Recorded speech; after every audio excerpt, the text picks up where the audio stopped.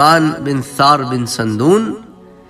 تو اب ان میں یہ جو دو ایک رائے جمع کی گئی ہیں ان کو روضۃ الانف میں بھی موجود ہے، اسی طرح حافظ ابن کثیر نے بھی اس رائے کو جمع کیا ہے تفسیر ابن کثیر میں، اور پھر مختلف لوگوں نے بھی اس کو جمع کیا ہے.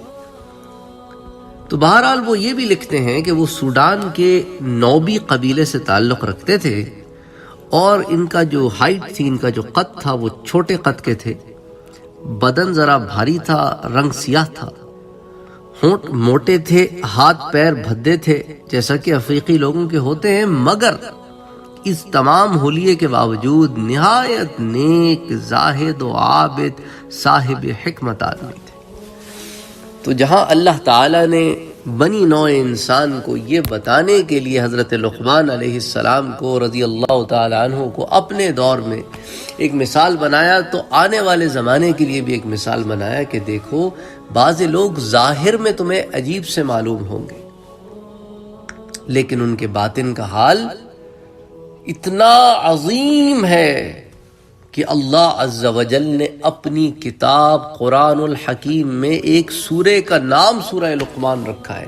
تو سوچیں کہ یہ اللہ کا کتنا مقرب بندہ ہوگا کہ اس کے نام پر ایک سورت ہے، اور جو قیامت تک انشاءاللہ پڑھی جائے گی، اور انہیں اللہ نے نام سے بلایا ہے اور نام سے ان کے حالات بیان فرمائے.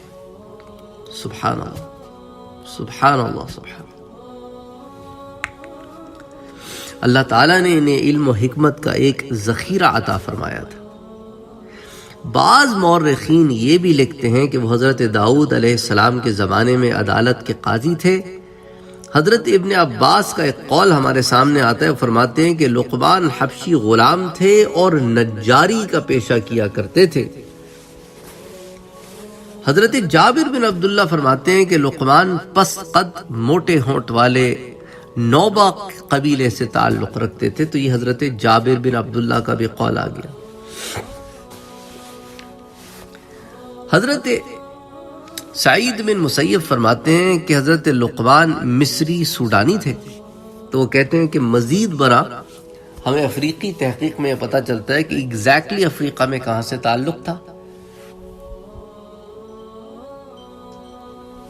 مصری اور سوڈانی یہ دونوں چیزیں، کیونکہ وہ پورا ایک علاقہ تھا نا، بہت بڑا سا علاقہ تھا، اس کے اندر مصر بھی تھا اور سوڈان بھی تھا. بہرحال تو اللہ تعالیٰ نے اگرچہ ان کو نبوت نہیں عطا فرمائی تھی، مگر حکمت اور دانائی کا ایک بہت بڑا حصہ عطا فرمایا تھا. اسی طرح ایک قول حضرت عبد الرحمن بن حرملہ رحمۃ اللہ علیہ کا بھی ہمارے سامنے آتا ہے. وہ کہتے ہیں کہ ایک مرتبہ ایک حبشی حضرت سعید بن مسیب کے پاس آیا اور کچھ سوال کیے، تو آپ نے فرمایا اس بات سے دلگیر نہ ہونا کہ تم کالے حبشی ہو، اس لیے کہ سوڈانیوں میں 3 آدمی دنیا کے بہترین انسانوں میں ہوئے. ایک حضرت بلال حبشی رضی اللہ عنہ، ایک حضرت عمر رضی اللہ تعالی عنہ کا غلام مہجہ، اور ایک حضرت لقمان الحکیم جو سوڈانی نوبی تھے، اور ان کے لب بہت موٹے اور بھدے تھے. تو اس واقعے کو روضۃ الانف میں، پھر تفسیر ابن کثیر میں، تاریخ ابن کثیر میں متعدد جگہ پر بیان کیا گیا ہے. اب ان تصریحات کے برخلاف مشہور مورخ محمد بن اسحاق رحمۃ اللہ علیہ کہتے ہیں کہ لقمان حکیم عرب کے مشہور قبیلہ عاد یعنی کہ عرب بائدہ کی نسل سے تھے، اور غلام نہ تھے بلکہ بادشاہ تھے. وہاب ابن منبع یہ کہتے ہیں کہ جب شداد بن عاد کا انتقال ہو گیا تو حکومت اس کے بھائی لقمان بن عاد کو ملی، اور اللہ نے لقمان کو وہ چیز عطا فرمائی جو اس زمانے کے انسانوں میں کسی کو عطا نہیں کی گئی تھی. اللہ تعالیٰ نے انہیں 100 انسانوں کے برابر ادراک و قوت عطا فرمائی تھی کہ اتنا ان کا فہم تھا کہ 100 بندوں کو ملاؤ تو اتنا فہم بنتا ہے، اور وہ اپنے زمانے کے لوگوں میں سب سے زیادہ طویل قامت تھے.